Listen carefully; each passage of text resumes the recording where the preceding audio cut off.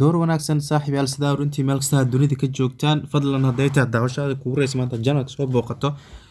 subscribe saaro si aad u noqoto markasta daawada ugu horeeya inta kadib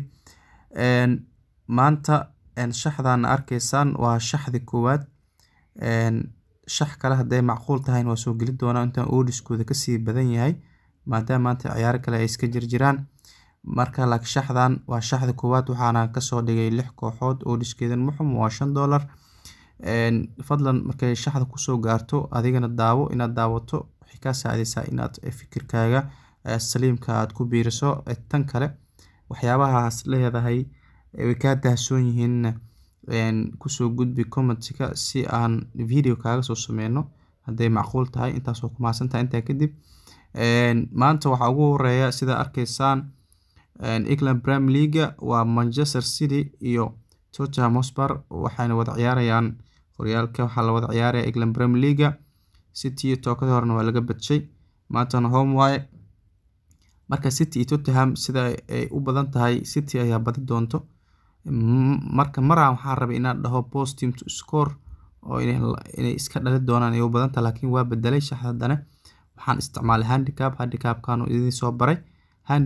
handicap-kan oo ah Tottenham horta iyo Manchester City marka la yiraahdo Tottenham iyo City inta badan City la garaaca hadaa ogtiin dii kalaba kooxaha kaleeto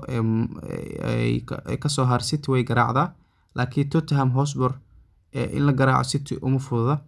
marka taasna ka duulayo waxaan waa Baroni ayaa waxaan isticmaalay handicap-kaas oo ah 2.5 tan waxay sheegaysaa kooxdan labaad ee Tottenham Hotspur in aan looga badi karin 3 gool oo dhameystiran koow in laga dhaliyo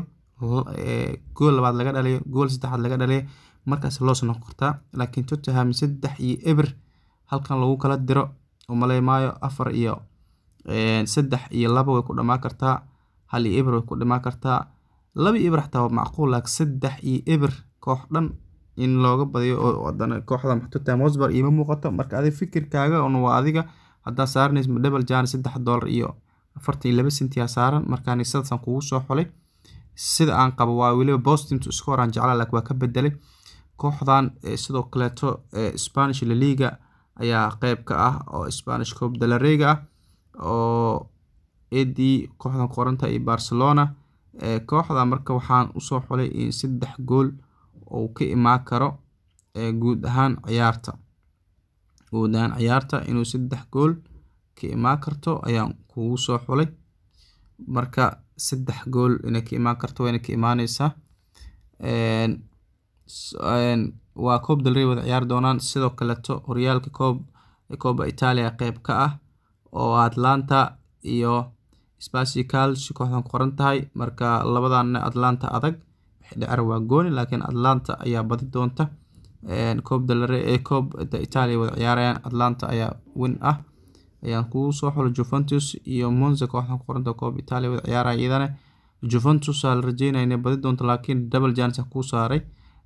Braga ama Badis inay badi doonto Braga gali doonto sidoo kale Juventus waxa kale ku sii xiga Turkish Cup-ka waa Fenerbahce iyo kooxdan kaleeto ay qoran tahay marka Fenerbahce ayaa iidan win ah ayaan kugu soo xulay inay badi doonto kan ugu dambeeya waa Villarreal oo iidan Spanish Copa del Rey iyo Real Madrid marka Real Madrid iyo Villarreal Real waxa laga yaabaa ciyaaryahanada weyn inay fariisiso marka kooxaha maadaama ayada Champions League ay ciyaarayso horyaalkiina ay qalqiilka galay hada Barcelona hogaanka ay hayso marka waxa kugu saar double chance Real Madrid Braga ama Badis marka guud ahaan shaxda halkaas ayaan ku soo afeeriyay fadlan markay ku soo gaarto laakiin kula hadlaa marka soo ku sheega daawo kala baro waxyaabaha la isticmaalay fikirkaaga ku biiri aad baa umaadsantay shax kala haday tahay soo dhigi doona koodkiina waa kaasa sida u jeedaan guuleysta saaxiibayaal